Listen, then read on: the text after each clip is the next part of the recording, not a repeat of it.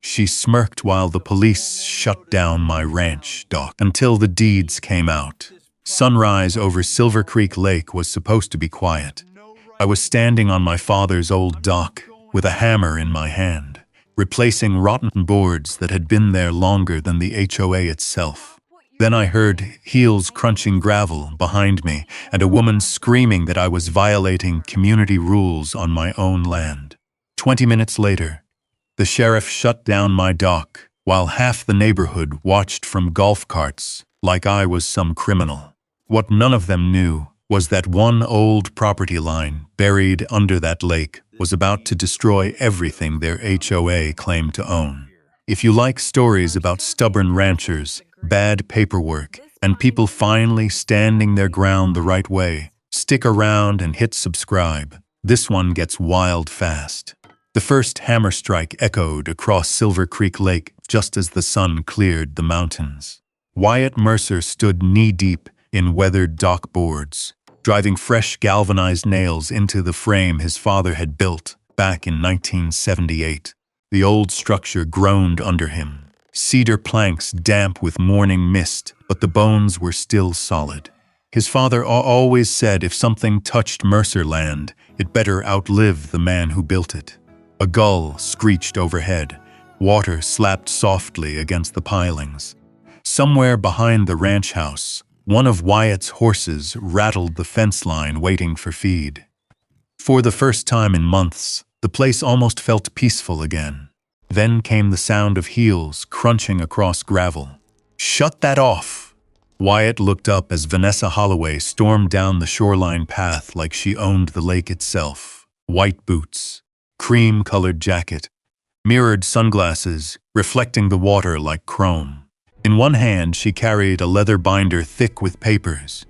In the other, a phone already recording. "You are violating Silver Creek Estate's waterfront regulations," she snapped.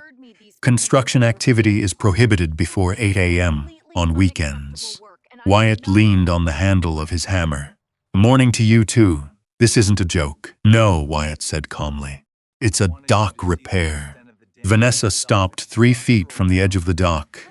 Nose wrinkling like the smell of lake water offended her personally. "You people always think rules don't apply to you." Wyatt stared at her for a second. "You people." He'd heard versions of that sentence his whole life. Ranchers, contractors, men with dirt under their fingernails instead of country club memberships. The old Mercer Ranch sat on the western edge of Silver Creek Lake, decades before the HOA existed. His father bought the property when the shoreline was nothing but pine trees and cattle pasture. Now, half the lake was crowded with luxury homes, polished wake boats, and retirees who treated Montana like a themed vacation resort. Vanessa Holloway ruled all of them, or at least she thought she did. Wyatt climbed off the dock slowly. 6'2", broad shoulders, faded denim jacket stained with sawdust. Vanessa took a small step backward before catching herself. "This property predates your HOA by 15 years, Wyatt said. "I'm repairing my own dock on my own shoreline." Vanessa opened the binder dramatically. According to Section 12 of Silver Creek Estates Community Bylaws, all visible waterfront modifications require HOA architectural approval. "I'm not in Silver Creek Estates." "Yes, you are." "No," Wyatt replied. "I'm not." Her jaw tightened.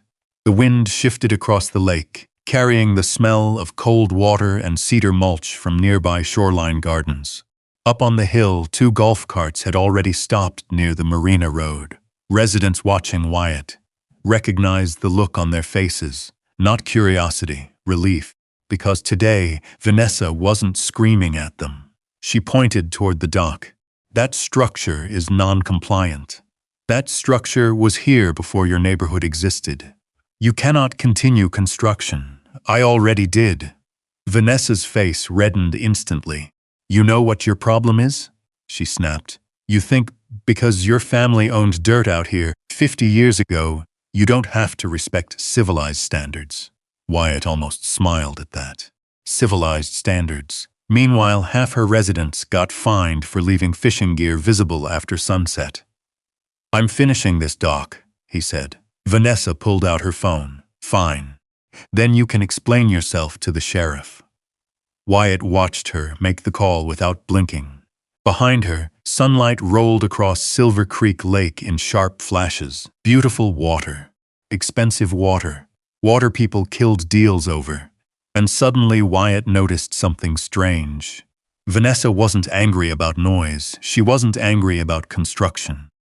She kept glancing at the far end of the dock, like she was afraid of something underneath it. 20 minutes later, a county SUV rolled down the gravel shoreline road.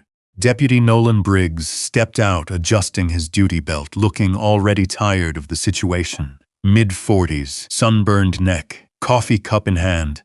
Vanessa marched toward him immediately. Deputy, thank God. He refuses to comply with HOA regulations and has been aggressive all morning. Wyatt laughed once under his breath. Briggs approached the dock slowly. Morning, Wyatt. Nolan. You doing construction out here? Repair work. Vanessa shoved papers toward the deputy.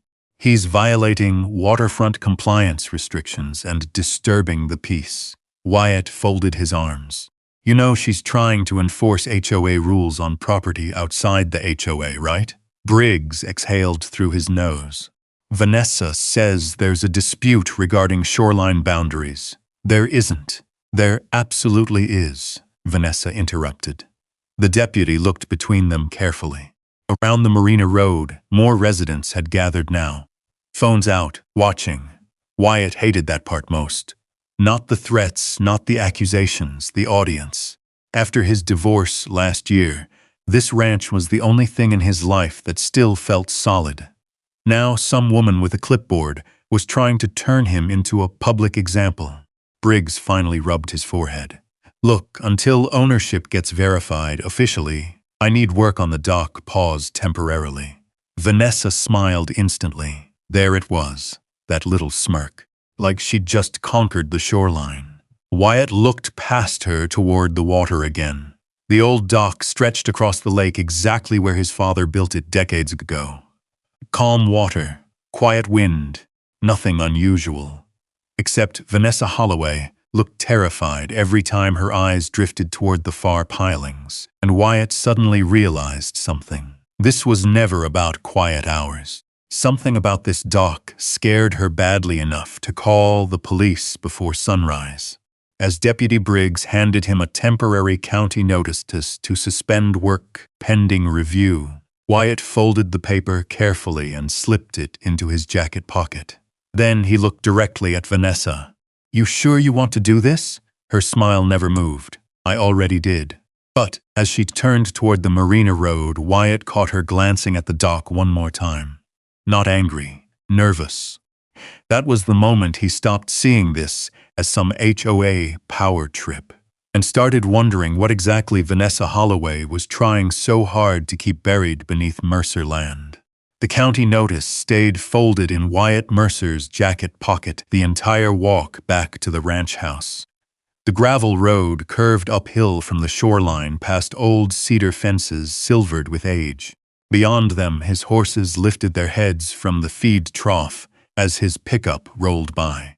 The Mercer Ranch spread across nearly 80 acres of shoreline and grazing land on the western edge of Silver Creek Lake, most of it untouched. Most of it older than every oversized vacation house packed into Silver Creek estates. Wyatt killed the truck engine outside the barn and sat there for a minute, staring toward the marina across the water. Even from half a mile away, he could see Vanessa Holloway's white Lexus parked near the clubhouse like a warning sign. She'd looked scared, not angry, scared. And Wyatt had learned a long time ago, people only act that desperate when money's involved. Inside the ranch workshop, the smell of motor oil and sawdust hung heavy in the air. Old tools lined the walls exactly where his father left them. Wyatt grabbed a pry bar and headed toward the rear storage shed, the one he'd been meaning to clean out since moving back after the divorce. Rain clouds rolled low over the mountains while he forced open the warped wooden door. Dust exploded into the air. The shed looked frozen in another decade. Rusted fence wire, broken lanterns. survey stakes bundled with faded rope. An old metal filing cabinet sat buried beneath canvas tarps and cracked tackle boxes. Wyatt frowned. He didn't remember that cabinet being there before. He pulled the tarp away and immediately noticed the padlock. That stopped him cold. His father locked almost nothing. Not the trucks, not the barn, not even the gun safe half the time. But this cabinet had a heavy brass lock covered in fresh scratches, like someone had tried opening it recently. Wyatt crouched lower. The scratches weren't old.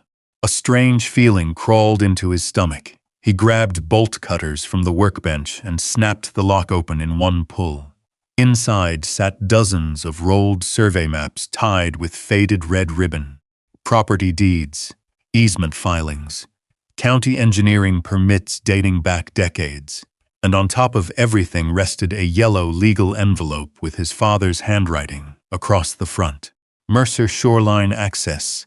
Do not file. Wyatt slowly opened it.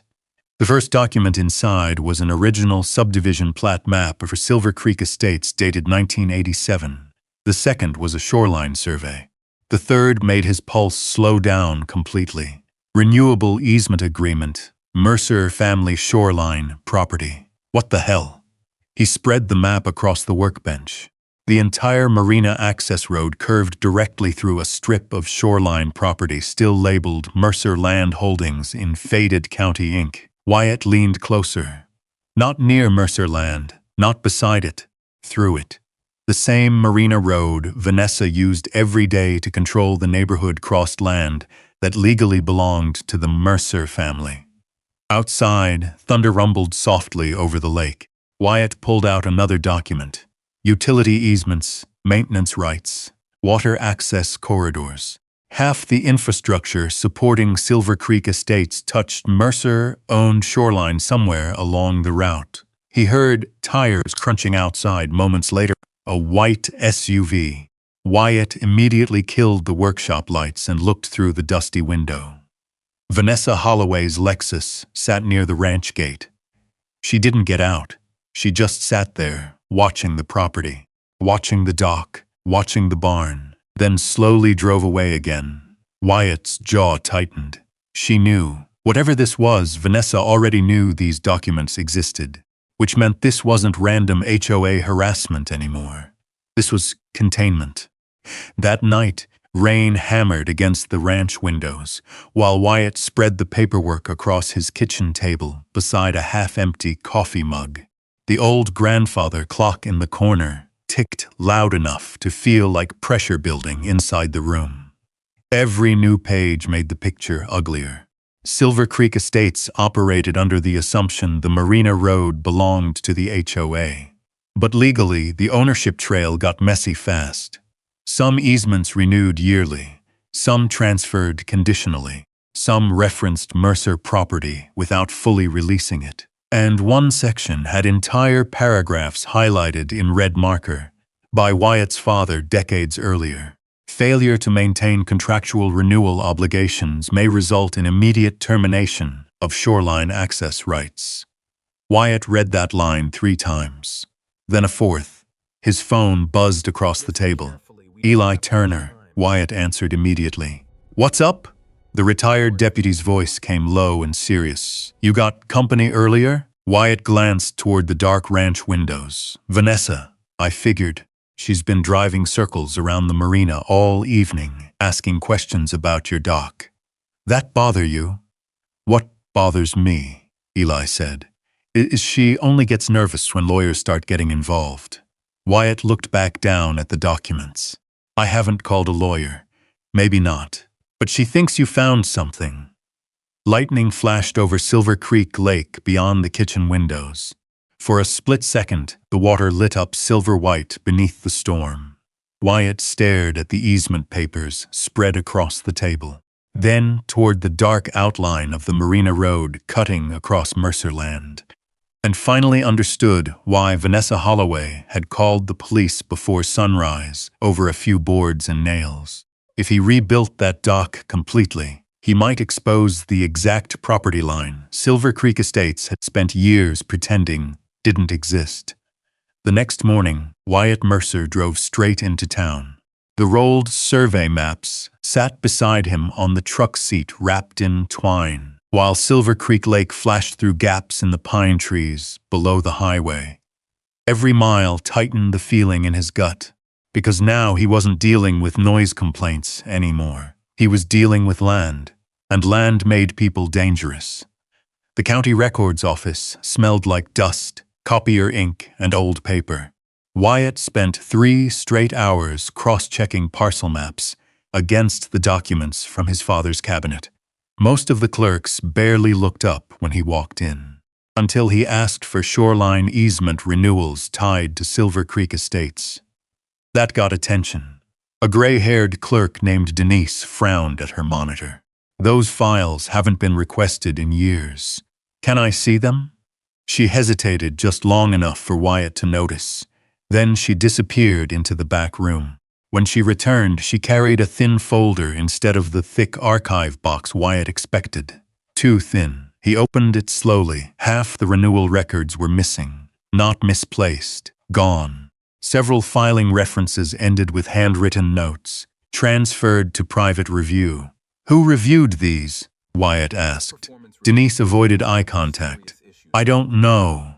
Somebody signed them. I just work records." Wyatt studied her for another second before sliding the papers back together. Fear had a look. He'd seen it before in courtrooms, divorces, and bad business deals, and Denise looked scared. Outside, his phone buzzed. Eli Turner. "You at county?" the retired deputy asked immediately. "Yeah. You need to leave." Wyatt stopped walking. "Why?" "Because Vanessa just pulled into the parking lot with Dustin Cole." Wyatt's jaw tightened. Dustin Cole was Silver Creek HOA's treasurer, former mortgage broker, expensive boots, cheap morals. Wyatt turned toward the courthouse windows just as a black Escalade rolled into the lot. Vanessa climbed out first. Perfect hair, perfect posture, same leather binder tucked against her side. Dustin followed, carrying a stack of folders under one arm. They moved fast, too fast for a casual visit. Wyatt stepped behind a concrete support pillar near the side exit while the two disappeared inside county records. 10 minutes later, they emerged arguing in low voices. "You told me those files were secured," Dustin hissed. "They were," Vanessa snapped. "Then why's Mercer suddenly digging through easements?" Vanessa glanced around sharply before lowering her voice further. "He rebuilt the dock. And if he reaches the old survey markers, this becomes a problem." Wyatt went completely still behind the pillar. Survey markers. So she knew exactly what was buried along the shoreline. Dustin rubbed his forehead aggressively. "The bank's already asking questions about the marina refinancing. Then, stall them. You can't stall lenders forever." Vanessa's voice hardened instantly. "I said I'll handle Mercer." The Escalade peeled out of the parking lot seconds later.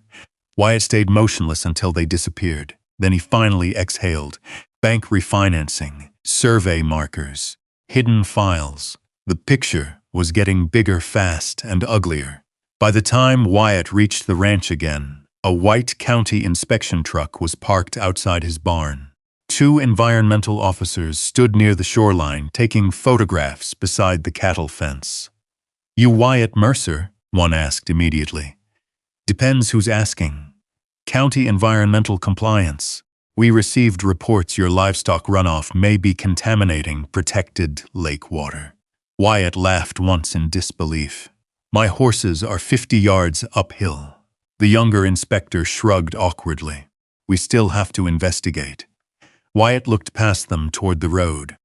Sure enough, Vanessa's Lexus sat parked near the marina entrance across the water, watching, always watching. For the next hour, the inspectors tested soil, photographed drainage paths, and checked fencing while Wyatt followed them silently. Every minute cost him time repairing the dock. That was the point. Not enforcement, pressure.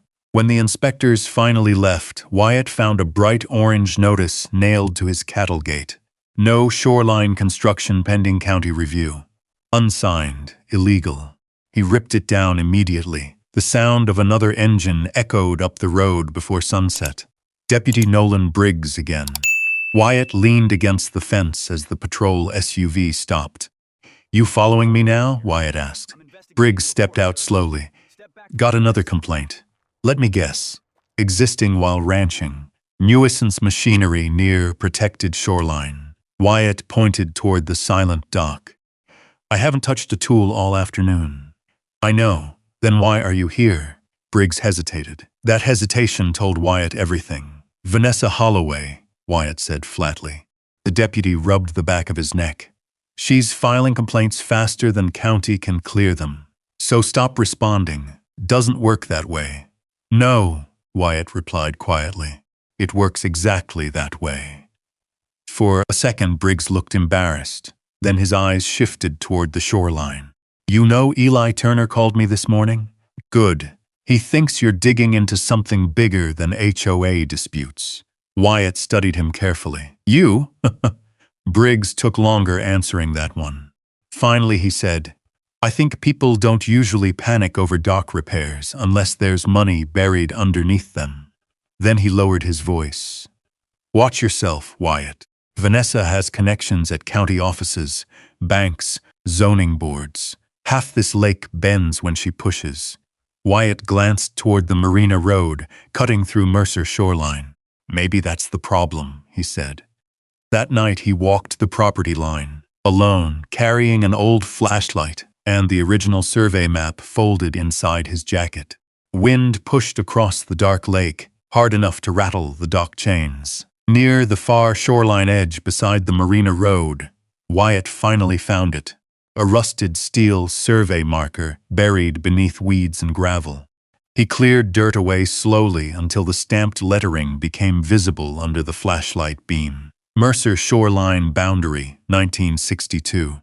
The marker sat almost directly beneath the HOA Marina Access Road, which meant every golf cart, maintenance truck, and resident entering Silver Creek Estates had been crossing Mercer land for years, without permission. Wyatt stared down at the steel marker while cold lake wind rolled off the water. Then he noticed fresh scrape marks nearby.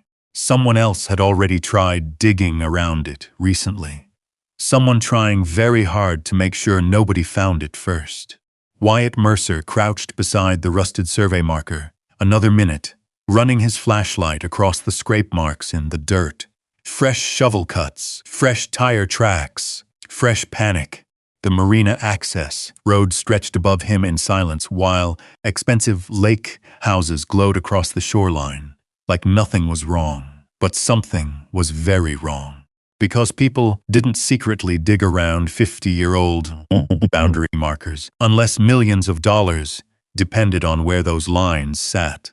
Wyatt took photographs from every angle before covering the marker again with loose gravel. Then he drove straight to Billings the next morning. Rachel Mercer met him outside her law office, carrying 2 coffees and the same skeptical expression she'd worn since childhood anytime Wyatt showed up unannounced. "You look terrible," she said. "You always know how to make a man feel welcome. You only drive 3 hours into Billings when somebody's dying or suing you." Wyatt handed her the folder. "Maybe both." An hour later, they sat surrounded by survey maps across Rachel's conference table, while downtown traffic hummed outside the windows. Rachel stopped talking halfway through the easement documents. That got Wyatt's attention immediately. His sister never stopped talking. "What?" he asked. She flipped back 3 pages slowly. "No way." "What?" Rachel pointed at a paragraph buried inside the 1962 Mercer Shoreline Agreement. "This clause." Wyatt leaned closer. The legal language was dense, typed on faded paper, yellowed with age. Rachel read aloud quietly. "Failure to maintain annual renewal obligations by participating development parties shall result in immediate reversion of all shoreline easement access rights to Mercer Land Holdings." Wyatt stared at her. "English. The HOA only keeps access rights if yearly payments were maintained. And if those payments stopped, the easement collapses." Silence settled across the office. Rachel pulled another file closer and began checking county payment records online. 30 seconds later, her face changed completely. "Oh, you've got to be kidding me." "What?" The renewal payments stopped. Wyatt leaned forward hard enough to shake the table. "When?" Rachel checked again carefully, then slowly looked up. 8 years ago. Wyatt felt cold spread through his chest. 8 years, the exact same year Vanessa Holloway became HOA president. Rachel pushed away from the desk. If these filings are accurate, Silver Creek Estates has been operating on expired shoreline easements for nearly a decade. That possible? Possible. Rachel laughed once without humor. Wyatt, if the easements terminated legally, the HOA may not actually control its own marina access roads, utility corridors, or shoreline maintenance rights anymore. Wyatt thought about Vanessa panicking over the dock, the missing county records, the bank refinancing conversation. Suddenly, every piece started locking together. Rachel kept reading faster now. Wait a second. She grabbed another document from the stack. This is worse. How much worse? These easements aren't just tied to roads. She looked directly at him. They're tied to underground utilities, too. Wyatt blinked once. Utilities? Water lines, electrical routing, septic access. Half the neighborhood infrastructure crosses Mercer shoreline parcels. For several seconds, neither of them spoke. Outside the office window, traffic lights shifted across downtown Billings, while Wyatt tried processing the scale of what they'd just uncovered. Silver Creek Estates wasn't just using Mercer land. The entire development depended on it. Rachel leaned back slowly. If this goes to court and the easement termination holds, the HOA could lose legal access to almost everything, keeping that neighborhood operational. Wyatt exhaled quietly. Jesus. No, Rachel corrected. Jesus would have warned them sooner. By the time Wyatt returned to the ranch that evening, another violation notice waited nailed to the front gate. Unauthorized shoreline activity. Final warning, no county seal, no signature, just HOA intimidation pretending to be law. Wyatt tore it down and walked toward the barn where Eli Turner waited beside the fence, smoking quietly. "You hear from your sister?" Eli asked. Wyatt handed him the copied easement pages. The retired deputy read silently under the barn light, then slowly lowered the papers. "Well," Eli muttered, "that explains why Vanessa looks like she's aging in dog years lately." "You knew something was off?" "I knew banks started sniffing around the marina project 6 months ago. HOA borrowed big money for renovations." "How big?" "Couple million at least." Wyatt frowned. "Against what collateral?" Eli looked at him carefully. "That's the fun part." The older man tapped the easement papers. "Probably this." The barn suddenly felt smaller. Because if Vanessa used expired Mercer easements to secure HOA financing, then Silver Creek Estates wasn't just violating property boundaries anymore. It might be committing bank fraud. Headlights suddenly swept across the ranch driveway. A black SUV rolled slowly toward the barn. Not county, not sheriff, private. Wyatt and Eli exchanged a glance before the vehicle stopped 20 yards away. Dustin Cole stepped out, first adjusting his expensive coat. Vanessa Holloway followed. No sunglasses this time. No fake smile either. Just tension stretched tight across her face. Wyatt folded his arms. Little late for HOA business. Vanessa ignored him completely and looked at the papers in Eli's hand. "You've been digging through records that don't concern you." Wyatt almost laughed. "My family name's on half those documents." Dustin stepped forward carefully. "Mr. Mercer, maybe there's a misunderstanding regarding old easement agreements." Rachel's words echoed in Wyatt's head instantly. "They're scared." "Good. No misunderstanding," Wyatt said. "Looks pretty straightforward." Vanessa's composure cracked slightly. "You have no idea what you're interfering with." "Then explain it." She didn't. Because she couldn't. Instead, she took another step closer. "You need to stop work on that dock immediately." "There it is again," Wyatt said quietly. The dock, Vanessa's jaw tightened.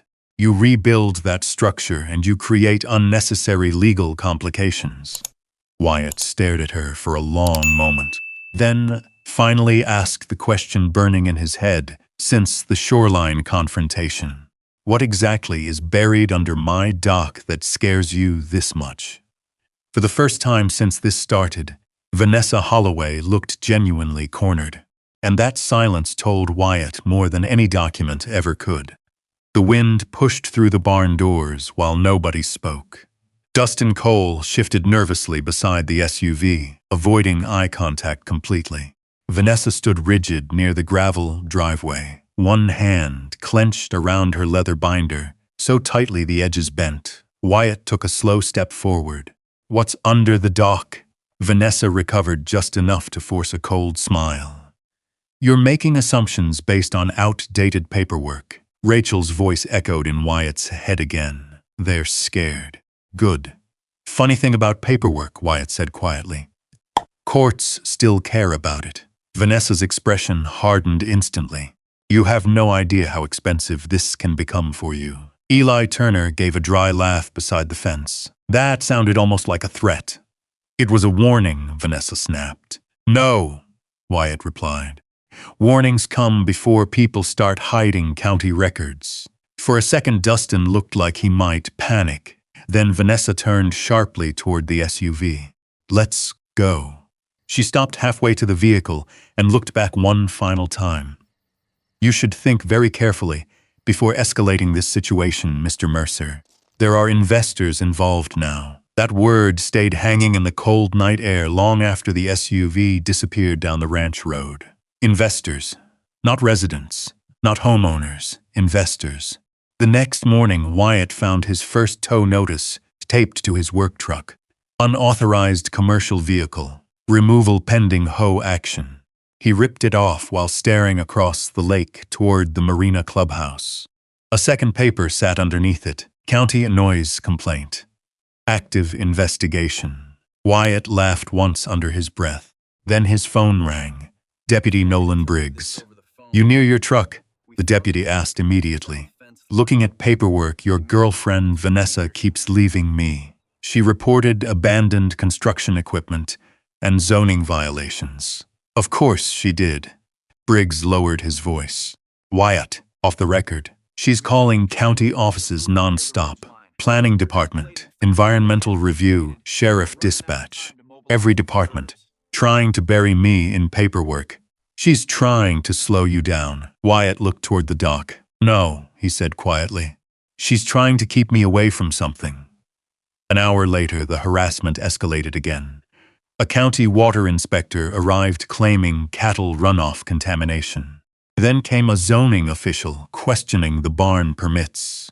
Then an environmental contractor wanting shoreline photographs. 3 different agencies. Same morning. By noon, Wyatt's ranch looked like an active crime scene. And every time another county truck arrived, Vanessa's white Lexus appeared somewhere nearby watching from a distance. The message was obvious. She could make his life miserable whenever she wanted. But pressure worked both ways. That afternoon, Wyatt drove into Silver Creek Estates for the first time since this started. The neighborhood felt artificial compared to the ranch. Perfect lawns, perfect sidewalks, expensive houses stacked along the shoreline like showroom displays, and underneath all that polish sat tension. Curtains moved when his truck rolled past. People watched him carefully, not because they hated him, because they were afraid to be seen talking to him. Near the marina, Wyatt spotted an older woman kneeling beside a flower garden outside a small lakeside cottage. Mrs. Alvarez. He remembered her husband from years ago. Quiet man, carpenter. Helped repair fishing docks around the lake before he passed. She noticed Wyatt and immediately glanced around nervously before walking closer. "You shouldn't be here openly," she whispered. "That bad." Her eyes drifted toward the marina office. "Vanessa watches everything." Wyatt nodded toward the flowers. "Nice garden. She fined me $200 for it last spring." "What?" said it violated shoreline aesthetics. "Mrs. Alvarez's hands trembled slightly as she brushed dirt from her gloves. Then she lowered her voice even further. "She's forcing people out." Wyatt stayed silent. "She did it to the Millers first," the woman continued. "Then the Harpers. Fines, legal notices, emergency assessments. They couldn't keep paying. And then, investors suddenly appeared offering cash for the houses." Wyatt's jaw tightened. "Investors. The same word Vanessa used last night. Mrs. Alvarez looked toward the lake nervously. "My husband built part of the original marina storage sheds before the HOA existed," she whispered. "Vanessa ordered them demolished 2 years ago. Why? He found something in the old utility records." "What kind of something?" Before she could answer, a horn blasted across the street. Vanessa's Lexus. Mrs. Alvarez immediately stepped backward toward her garden. The fear on her face made Wyatt angrier than the threats ever had. Vanessa lowered her window halfway. "You're trespassing on private HOA roads again, Wyatt." He walked toward the car slowly. "This road crosses Mercer shoreline easements." Her smile disappeared instantly. "You really should stop repeating that." "Why?" "Makes the banks nervous." For the first time, genuine rage flashed across her face. "Those easements are inactive." "That's funny," Wyatt said, "because county records say something different." Vanessa leaned closer through the open window. "You know what happens when developments collapse, Mr. Mercer? Families lose homes. Property values disappear. Entire communities get destroyed. You sound worried." "I'm practical." "No," Wyatt said quietly. "You sound desperate." Her eyes narrowed hard enough to cut glass. Then she drove away fast enough to spray gravel across the road. That night, a storm rolled over Silver Creek Lake just after midnight. Wyatt woke to horses screaming near the lower fence line. He grabbed a flashlight and sprinted outside into cold rain. The cattle gate near the shoreline road hung wide open. Chain cutters lay in the mud beside the broken lock. One of the horses had already made it halfway toward the highway. Damn it! For the next 40 minutes, Wyatt and Eli Turner fought rain, mud, and darkness, trying to round the animals back inside the pasture before somebody got killed on the road. By the time they secured the final gate, Wyatt's jacket was soaked through, and Eli looked ready to explode. "That wasn't random," Eli said, holding up the cut chain. Wyatt already knew. The timing was too perfect, the message too clear. Back inside the ranch house, Wyatt found another envelope shoved beneath the front door. "Final HOA notice. Cease all shoreline activity immediately pending legal enforcement action." Unsigned again. Cowards. Thunder rolled across the lake while Wyatt stared at the paper. Then, slowly, he folded it once and set it beside the easement documents spread across the kitchen table. No anger, no shouting, no threats, just clarity. Vanessa Holloway wasn't protecting a neighborhood anymore. She was protecting something fragile enough to collapse if the truth surfaced, and Wyatt finally understood the one thing she feared most. Not lawsuits, not county investigations. Silence. Because the moment he stopped arguing publicly and started building a real case, Vanessa Holloway lost control of the fight. The change unsettled everyone around Silver Creek Lake. Wyatt Mercer stopped answering violation notices, stopped reacting to county inspections, stopped confronting Vanessa in public. No more arguments beside the marina. No more raised voices across the shoreline. Instead, every morning he worked quietly around the ranch, with survey maps folded inside his jacket and a legal notebook riding shotgun in his truck. And somehow that silence scared Vanessa more than anger ever had. 3 days later, Wyatt found another SUV parked outside the ranch gate. Not county this time. Banking. A man in a navy jacket stood near the marina, overlook speaking into his phone, while staring toward the shoreline easements.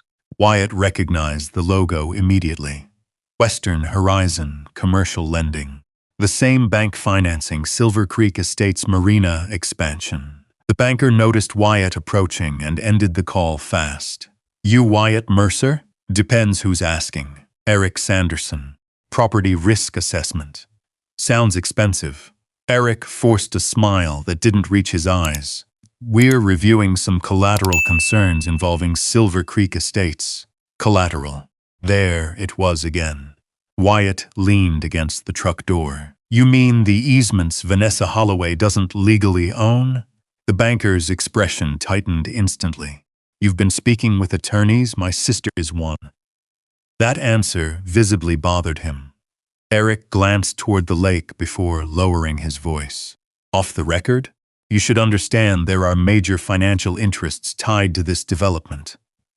Meaning, if these easements collapse, the HOA defaults on several secured obligations immediately. How much money? The banker hesitated, then quietly said, enough to destroy the neighborhood. Wyatt watched him drive away without another word, not because he felt threatened, because now he finally understood the scale. This wasn't just about HOA control anymore. Silver Creek Estates had built an entire financial system on land rights that might already be invalid. That afternoon, Rachel Mercer arrived at the ranch carrying 2 banker boxes full of copied filings from Billings. She dropped them across Wyatt's kitchen table, hard enough to shake the coffee mugs. You were right, she said immediately. That's usually my line. No jokes. This is bad. Rachel spread documents across the table rapidly. Loan agreements, refinancing contracts, engineering permits. Every one of them referenced shoreline easements tied directly to Mercer land. They leveraged everything, Rachel said. Marina renovations, clubhouse expansion, sewer upgrades. Half the HOA debt package depends on uninterrupted access through Mercer shoreline corridors. Wyatt flipped through another file, then stopped cold. What's this? Rachel looked down. Confidential addendum. The page carried Vanessa Holloway's signature beside Dustin Cole's, and beneath both signatures sat a legal statement certifying that all easement access rights remained active and enforceable. Wyatt looked up slowly. That's false. Very false. Silence settled across the kitchen again. Then Eli Turner walked in through the back door carrying a cardboard box. You're gonna love this. Inside sat old marina maintenance records from 20 years earlier. Eli pulled one weathered blueprint free. Found these at Gary Nolan's place. Former marina manager? Wyatt asked. Before Vanessa fired him. Eli spread the blueprint beside the easement maps. The old utility routing lines matched perfectly. Straight through Mercer shoreline property. Rachel exhaled sharply. Jesus Christ. But Eli wasn't finished. He also gave me this, a flash drive. Security backups from the old marina office, Eli said. Gary copied everything before they forced him out. Wyatt plugged the drive into Rachel's laptop immediately. Dozens of scanned files appeared. Invoices, maintenance reports, internal HOA emails. Then one folder caught Wyatt's eye. Legal concerns, do not distribute. Rachel opened it. The first email froze the room. From Dustin Cole to Vanessa Holloway. If Mercer ever verifies the shoreline markers, we lose leverage with the lenders immediately. Another email. We need the dock project delayed until refinancing closes.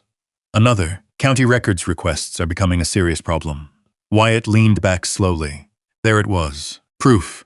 Not suspicion. Not theory. Proof Vanessa already knew the easements were compromised and still used them to secure loans anyway.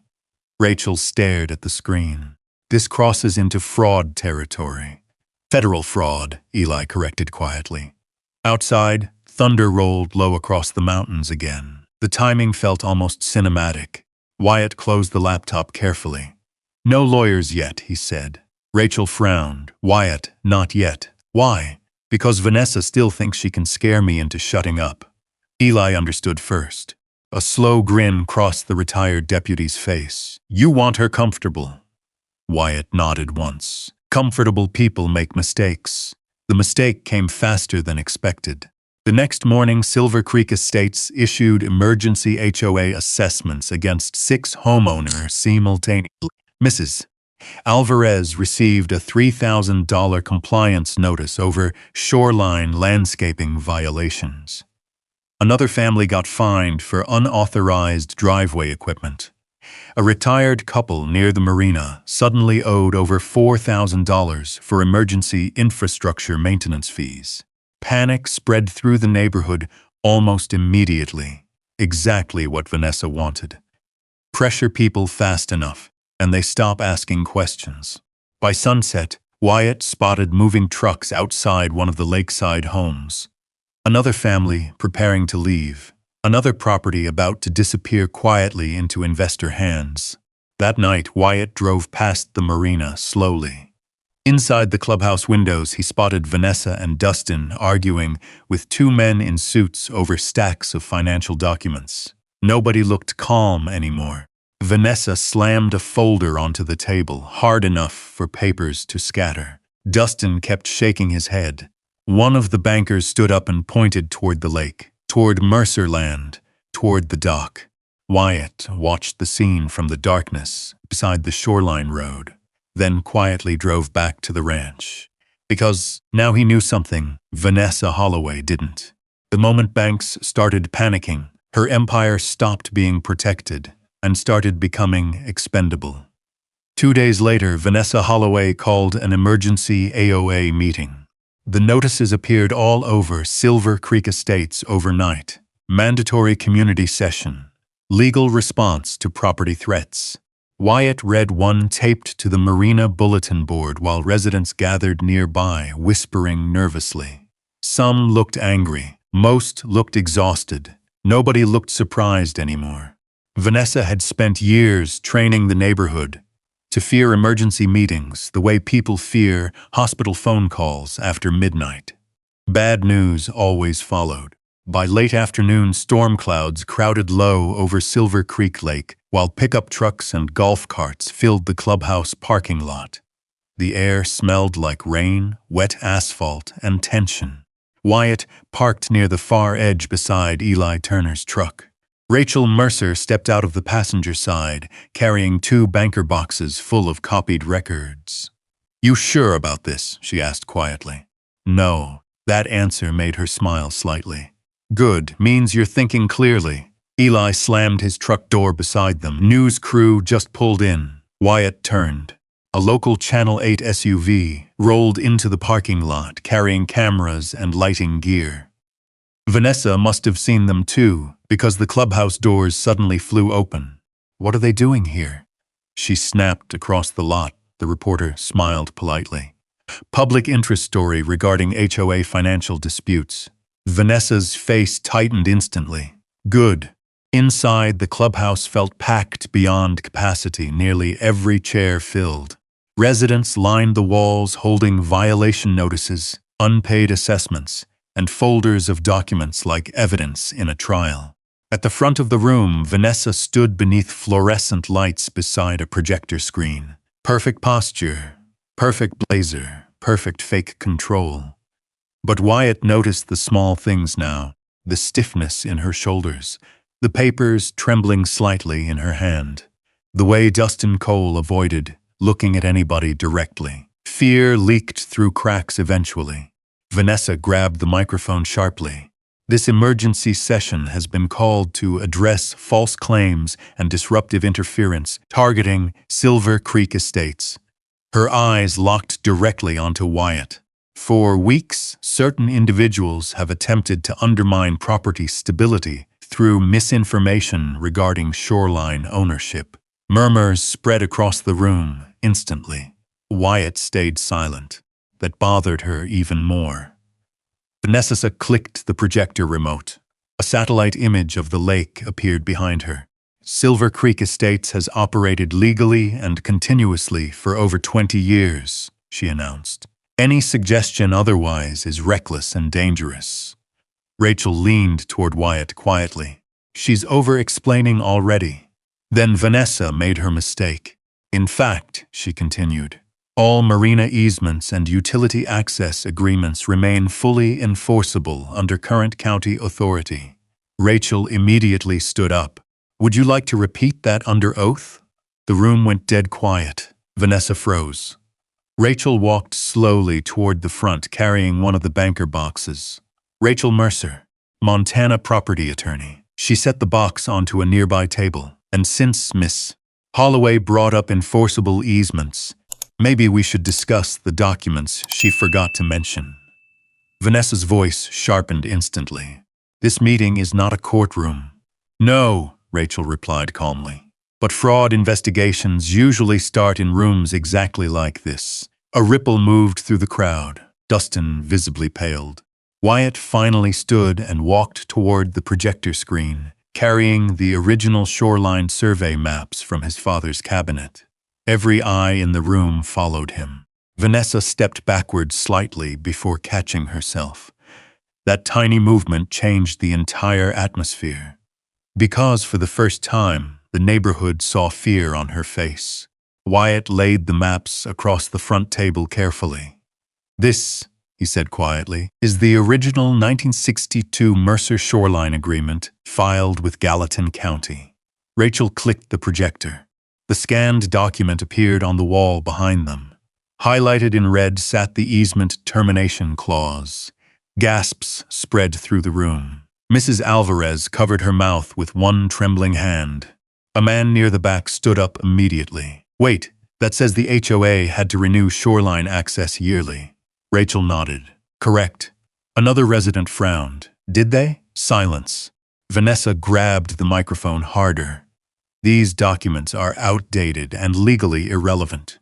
Rachel opened another file. Then maybe you'd like to explain why Silver Creek Estates used those exact easements as collateral during Marina refinancing 18 months ago. Dustin closed his eyes briefly. That reaction alone nearly broke the room. People started talking over each other instantly. What refinancing? You used HOA land for loans. How much debt are we talking about? Vanessa slammed the microphone against the podium. Enough. The room quieted only slightly. Wyatt stepped beside the projector screen and pointed toward the enlarged shoreline map. The Marina Road. He traced the line slowly. Crosses Mercer shoreline property right here. Then another line. Main utility corridor. Another. Water maintenance access. Every line crossed Mercer-owned land. Every single one. A retired man near the wall whispered, Jesus Christ. Rachel opened the second banker box. Inside sat copies of internal HOA emails, bank agreements, engineering permits, signed disclosures. And right on top sat the email from Dustin Cole. If Mercer ever verifies the shoreline markers, we lose leverage with the lenders immediately. The Channel 8 cameraman zoomed in instantly. Vanessa saw it happen, and finally lost control. You have no idea what you're doing, she shouted at Wyatt. If these easements collapse, property values disappear overnight. There it is, Wyatt said quietly. The room stilled again. Not because he raised his voice, because he didn't. You're not protecting homeowners, he continued. You're protecting debt. Vanessa's expression twisted hard with panic. Those investors will destroy this neighborhood if financing fails. Mrs. Alvarez suddenly stood from the second row. No, she said shakily. You've been destroying it for years. Every head turned toward her. Tears filled the older woman's eyes, but her voice held steady. You fined families until they sold their homes. You threatened widows. You scared people into leaving. Another resident stood beside her. Then another, and another. One by one, the room turned. Not toward Wyatt, toward Vanessa. Dustin finally spoke without looking up. She knew about the easement problem the whole time. The room exploded, voices everywhere. People shouting questions, chairs scraping, phones recording. Vanessa stared at Dustin like she might collapse right there beside the podium. You stupid bastard, she whispered. But Wyatt barely heard her, because through the clubhouse windows, he saw something even more important. 3 dark government SUVs pulling into the parking lot through the rain. The room hadn't noticed them yet. Residents were still shouting over one another, while Vanessa Holloway stood frozen beside the projector screen, and Dustin Cole stared at the floor like a man waiting for impact. Wyatt stepped away from the front table slowly. Rachel noticed the vehicles first. Her expression changed immediately. "Well," she muttered quietly. That escalated fast. Outside, suited investigators climbed out into the rain carrying folders and hard cases. One wore a county fraud division jacket. Another carried state regulatory credentials clipped to his belt. Not local patrol. Financial crimes. Inside the clubhouse, the shouting grew louder. A man near the back slammed a stack of HOA notices onto a chair. "You told us the marina upgrades increased property value." Mrs. Alvarez lifted one trembling hand. "You threatened foreclosure over flower beds while borrowing money against land you didn't own." Another resident shouted toward Dustin. "How much debt are we carrying?" Dustin still wouldn't answer. Vanessa grabbed the microphone again with both hands. "Everybody needs to calm down immediately." Wrong thing to say. The crowd exploded harder. People weren't scared anymore. And once fear breaks, control usually dies with it. Wyatt walked back toward the projector screen carrying the original shoreline map. "This neighborhood was built on Mercer easements," he said, loudly enough to cut through the noise. "Road access, marina access, utility routing, everything." The room slowly quieted again. He pointed toward the highlighted sections on the projection. These agreements required annual renewal payments to maintain legal access. Rachel clicked another document onto the screen. Payment history. The line stopped 8 years earlier, the same year Vanessa took control of the HOA. Gasps spread through the room all over again. Vanessa tried stepping forward. Those renewals were administrative formalities. "No," Rachel interrupted sharply. "They were legal obligations." One of the residents stood abruptly. "What happens if the easements terminate?" Nobody answered immediately. Wyatt finally did. "The HOA loses legal authority to use Mercer shoreline property." Another resident frowned. "Meaning what exactly?" Rachel's tone stayed calm and precise. "Meaning the marina road becomes unauthorized access. Utility maintenance becomes legally disputed. Insurance exposure increases. Loan collateral weakens. Property valuation collapses." The silence after that felt physical. People started understanding the scale now. This wasn't about dock repairs anymore. Their entire neighborhood sat on unstable legal ground. Vanessa saw the realizations spreading across the room, and panic flashed openly across her face for the first time. "You're destroying this community," she shouted at Wyatt. "No," he replied quietly. "I'm exposing what you did to it." The clubhouse doors suddenly opened behind the crowd. Every head turned. Rain blew briefly into the room as 4 investigators stepped inside. The lead investigator spoke calmly. "Vanessa Holloway?" Nobody moved. Vanessa's color drained instantly. The investigator held up identification. "Montana State Financial Crimes Division. We need to ask you several questions regarding falsified lending disclosures and HOA financial reporting." The room went dead silent again. Not shocked this time, stunned. Vanessa recovered just enough to point furiously toward Wyatt. "This is harassment orchestrated by him." "No," the investigator replied. "This investigation began 3 weeks ago, after irregular refinancing documents triggered a federal lending review. That landed like a bomb. 3 weeks. Before Wyatt even found the easement cabinet. Dustin slowly sat down in the front row chair and covered his face with both hands. One of the investigators opened a folder. Silver Creek Estates certified multiple shoreline access rights as secured assets during refinancing negotiations, despite disputed ownership filings. Rachel folded her arms quietly. "Disputed?" she said. "There's nothing disputed about county records." The investigator glanced toward the projected easement agreement, then toward Wyatt. "You, Mr. Mercer?" "Yes. We'll likely need copies of everything you've uncovered." Vanessa stepped backward toward the podium, like somebody losing balance near a cliff edge. "You can't do this publicly," she snapped. "These people will panic." A resident near the wall laughed bitterly. We already did. Another homeowner stood up holding old violation notices. You fined me $1,200 over a fishing shed while you were hiding this. Then another. You threatened liens against my property. Another voice. You said the HOA owned the shoreline. Every accusation came faster now. Years of fear finally finding somewhere to go. Vanessa looked around the room, desperately searching for support. Nobody defended her, not even Dustin. Especially not Dustin. The HOA treasurer finally lifted his head slowly. She knew, he said quietly. Vanessa spun toward him. Don't, but he kept talking. She knew the easements expired. His voice shook harder each sentence. The banks started asking questions after the marina expansion. She said if we could finish refinancing first, we'd stabilize everything before anybody noticed. The room erupted again. Rachel looked toward Wyatt carefully. This was the collapse. Right here. Vanessa pointed at Dustin wildly. You signed those disclosures too, because you told me county records were protected.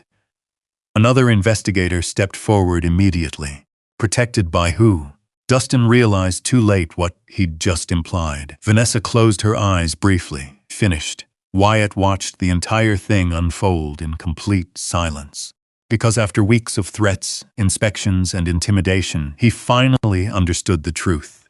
Vanessa Holloway never feared lawsuits. She feared exposure. The marina, the roads, the utility access, the HOA loans, the investor money. Everything depended on Mercer land remaining unquestioned. And the second Wyatt rebuilt that dock and uncovered the shoreline markers, the entire lie started cracking apart. One of the residents near the back looked directly at Wyatt. So what happens now? Every eye turned toward him, even Vanessa's. Wyatt glanced toward the rain-covered marina outside the clubhouse windows before answering. That depends, he said calmly, on whether this neighborhood wants a solution. He looked directly at Vanessa, or another person trying to control it. For the first time all night, no one spoke. Rain hammered against the clubhouse roof. Water ran down the windows in crooked lines, blurring the marina lights outside into streaks of white and gold. Then Mrs. Alvarez stood again. We want the truth, she said. One sentence. That was all it took. The room shifted completely, not toward panic, toward decision. The lead state investigator turned to Vanessa Mess. Holloway, we need access to HOA financial records, board minutes, loan disclosures, foreclosure communications, and any documents related to Silver Creek shoreline easements. Vanessa lifted her chin, trying to rebuild herself in front of everyone. You'll need a warrant. The investigator nodded. We have one. He opened a folder and held up the paperwork. That was when two more people entered behind him. One wore a dark jacket marked FBI. The other carried a federal evidence case. The room inhaled all at once. Vanessa's face went pale.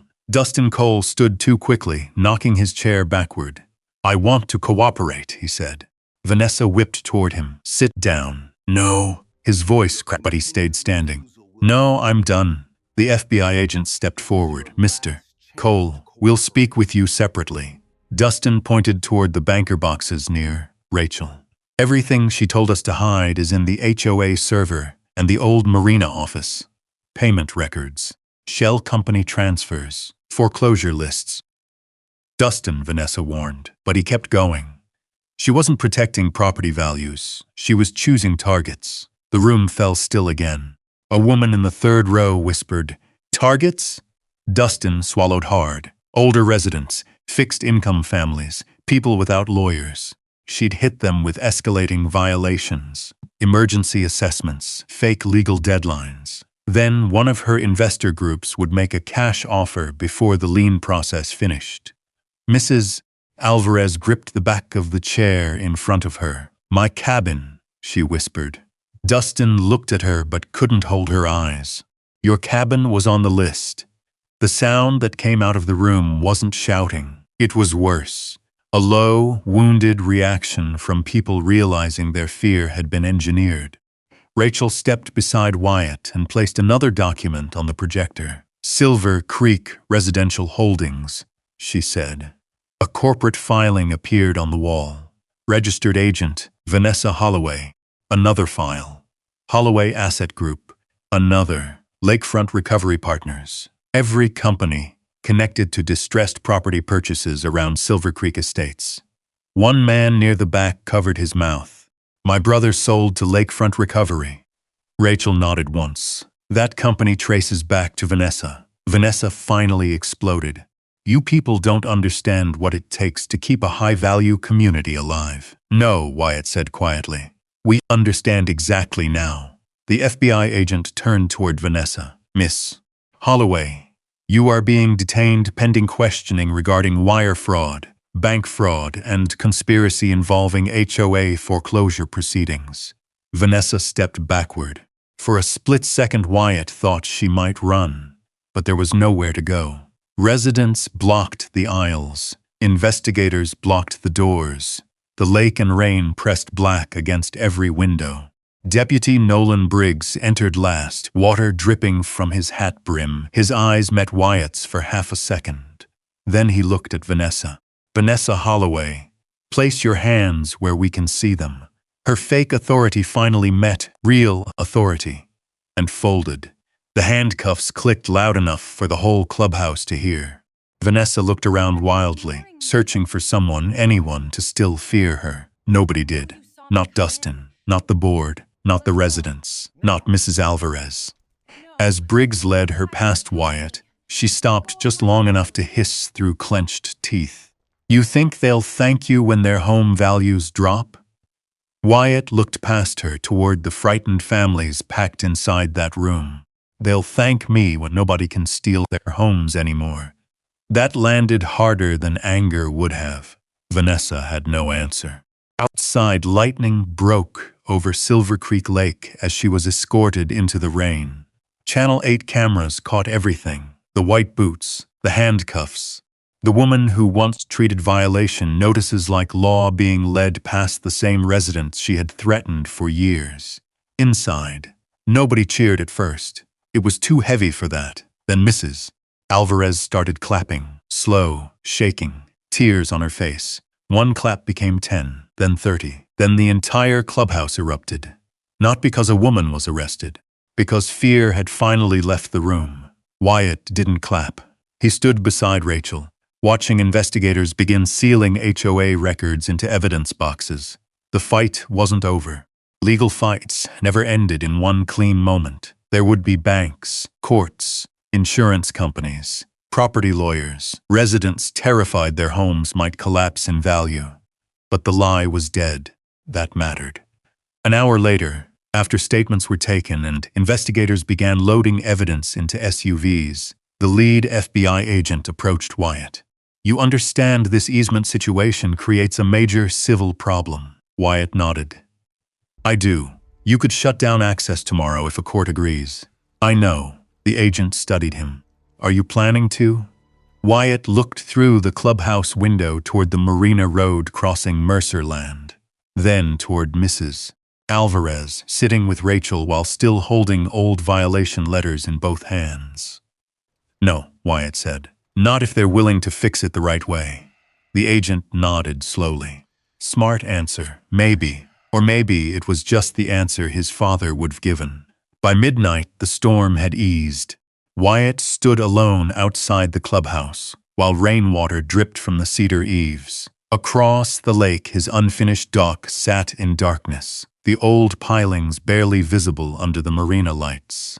That dock had started all of this. A few boards, a few nails. One property line Vanessa Holloway couldn't afford to let anyone read. Rachel stepped outside beside him. You realize tomorrow morning every lawyer in Montana is going to want a piece of this. Wyatt exhaled. Then we better be first in line. Rachel looked at him. For what? Wyatt stared across Silver Creek Lake. To make sure this neighborhood never needs another Vanessa Holloway again. 3 months later, the first sound Wyatt heard from the dock wasn't a siren. It wasn't a tow truck. It wasn't Vanessa Holloway's heels on gravel. It wasn't a county inspector reading from a clipboard. It was a kid laughing. A boy no older than 10 stood at the end of the rebuilt Mercer dock, holding a fishing pole nearly taller than he was. Beside him, his little sister yelled because a bluegill had stolen her bait. Their father apologized twice from the shoreline until Wyatt finally waved him off. "Let them fish," Wyatt said. "That dock's waited long enough to be useful again." The father smiled, like he wasn't sure permission could be real. That was what Vanessa had left behind. Not just bad paperwork, fear. People still asked before walking near the water. Still lowered their voices when HOA business came up. Still flinched when unfamiliar vehicles rolled through the Marina Road. But each week, that fear got quieter. The legal cleanup had been ugly. Silver Creek Estates went into emergency receivership 14 days after Vanessa's arrest. State auditors froze HOA accounts. The Marina refinancing collapsed under review. 3 shell companies tied to Vanessa were seized pending restitution claims. Dustin Cole took a plea agreement and handed over every email, forged disclosure, and foreclosure list he had helped conceal. Vanessa fought at first. Then the evidence buried her. Fraudulent lending statements, illegal foreclosure pressure, hidden ownership interests in distressed homes, false certification of Mercer easement rights. By the second hearing, even her own attorney stopped using words like misunderstanding. Vanessa Holloway pleaded guilty to fraud and conspiracy charges in exchange for cooperation on the larger investigation. The judge ordered restitution to affected homeowners and barred her permanently from managing any residential association, real estate fund, or property trust in Montana. Wyatt watched that hearing from the back row beside Rachel. When the sentence was read, Mrs. Alvarez sat 2 benches ahead, clutching her late husband's old cap in both hands. She didn't cry. She just closed her eyes, like a door inside her had finally shut. The harder part came after the courtroom. Because winning against Vanessa did not fix the roads. It did not magically restore insurance. It did not erase HOA debt. It did not change the fact that Silver Creek Estates still depended on Mercer land to survive. So Wyatt did something Vanessa never understood. He negotiated, not with threats, not with fear, not from behind a locked boardroom door.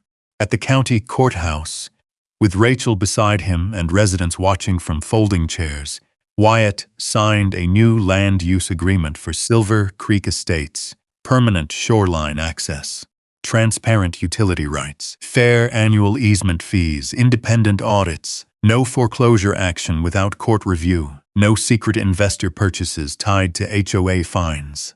And one clause Rachel insisted on adding in bold: no enforcement action may be used to coerce property transfer.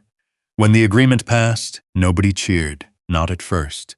People just sat there, absorbing what it felt like to be protected by paperwork, instead of hunted by it. Then Mrs. Alvarez stood and walked to Wyatt. She was small, tired, and stronger than anyone gave her credit for. "My husband always said your father was a fair man," she said. Wyatt swallowed. "Dad had his moments. You do too." That hit harder than the courtroom victory. 2 weeks later, Mrs. Alvarez's lakeside garden was restored. Not by contractors, by neighbors. Marcus from the North Marina brought soil. The Garcia boys rebuilt the border stones. Eli Turner hauled cedar mulch in his old truck while complaining loud enough for everyone to hear. Wyatt fixed the broken irrigation line himself. When the first red flowers went into the ground, Mrs. Alvarez pressed one hand over her mouth and turned away until she could breathe normally again. Across the street, one of the formerly abandoned lake cabins had lights in the windows again. The Harpers moved back first, then the Millers. Not all the displaced families returned. Some had moved too far, hurt too much, started over somewhere else. But restitution checks went out. Titles were reviewed. Fraudulent liens were vacated. The neighborhood did not become perfect. That would have been a lie. People still argued about boat noise and parking trailers, and whose dog kept getting loose near the marina. But now arguments ended with votes, minutes, and appeal forms. Not threats, not fake emergency assessments, not quiet deals with investors behind closed doors. Silver Creek Estates elected a new board under court supervision. Mrs. Alvarez became secretary. Eli Turner refused nomination twice, then accepted the compliance chair position only after Wyatt promised never to call him respectable. Rachel drafted the bylaws. Wyatt stayed off the board. He'd had enough meetings to last a lifetime. Instead, he reopened the old Mercer workshop twice a month for residents who needed tools, help, or somebody to show them which end of a wrench mattered. The first Saturday, 3 people came. The next month, 12. By spring, the workshop smelled like cedar shavings, engine grease, and coffee, strong enough to qualify as a building material. One evening near sunset, Deputy Nolan Briggs stopped by the ranch while Wyatt was replacing a hinge on the rebuilt dock gate. Briggs leaned against the rail and looked across the water. Quiet out here. Wyatt tightened the last screw, trying not to ruin it. Briggs nodded toward the Marina Road. You could shut all of this down. I know. Lot of people expected you to. Wyatt looked across Silver Creek Lake. Kids were fishing near the far end of the dock. A pontoon moved slowly past the marina. Somewhere beyond the shoreline, Mrs. Alvarez laughed at something Eli said while loading flower pots into his truck. My father used to say owning land doesn't make you bigger than people, Wyatt said. It just makes you responsible for more ground. Briggs smiled faintly. Sounds like something a Mercer would say. Wyatt picked up the old hammer from the dock boards. The same hammer he'd been holding the morning Vanessa called the police. For a while, he just stared at it. That morning felt far away now. The white boots, the smirk, the deputy notice, the humiliation of neighbors watching from golf carts. Back then, Vanessa thought the badge would scare him off his own dock. She never understood that frontier men were not built from noise. They were built from patience, from fence lines, from deeds, from old maps kept in locked cabinets, from knowing when to speak and when to let paper do the fighting. That night, Wyatt sat at the end of the dock as the last light faded behind the Montana hills. Frogs started calling in the reeds. Wind moved softly through the cedar posts. Water tapped against the pilings his father had sunk decades ago. Silver Creek Lake finally sounded like itself again.